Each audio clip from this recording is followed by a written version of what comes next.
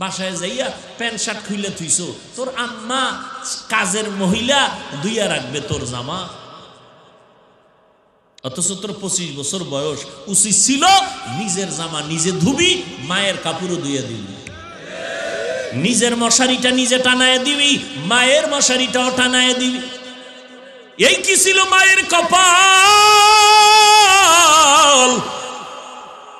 হ্যাঁ, ও আব্বা আম্মা, আপনাদেরও কিছু দায়িত্ব আছে। এরে আম্মা জান, আল্লাহর কাছে একটা নেককার সন্তানের জন্য কেন কাঁদলেন না, দোয়া করলেন না? মদিনার নবীর আদর্শওয়ালা সন্তান কেন বানাইতে পারলেন না? আল্লাহর কাছে কান্না করেন, দোয়া করেন, এখনো সময় আছে রে মা। আপনাদের কত দাম, কত দাম, কত দাম। দুনিয়ার বেঈমানেরাও মহিলাদের সম্মান দিতে চায়, কিন্তু উদ্দেশ্য তাদের খারাপ, উদ্দেশ্য খারাপ। কিন্তু আল্লাহ এবং রসুল যে সম্মান দিয়েছেন, উদ্দেশ্য কত ভালো। পুরুষের থেকে নারীর মর্যাদা অনেক বেশি।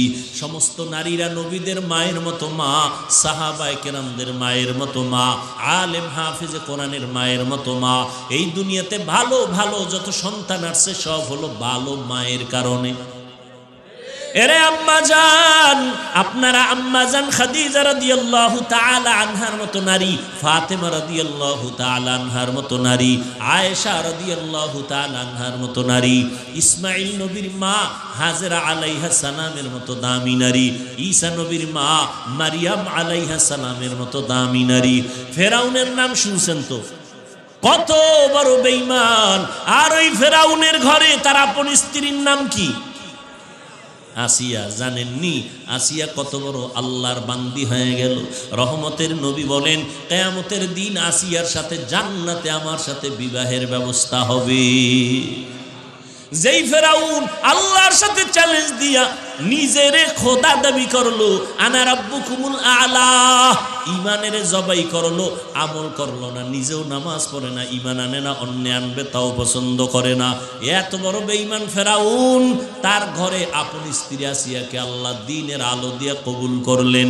ও আল্লাহর বান্দারা, ও পর্দার আড়ালের আম্মা জানেরা, আপনারাও কি পারেন না 5 বেলার নামাজ পড়বেন?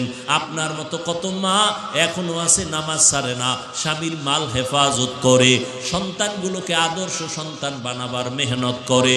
আপনি কেন পারবেন না?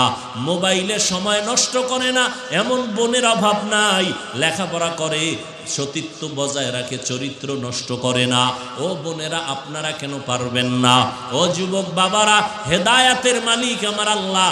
বয়ানের দ্বারা হেদায়াত হবে এর কোনো গ্যারান্টি নাই, কারণ আমার নবী বয়ান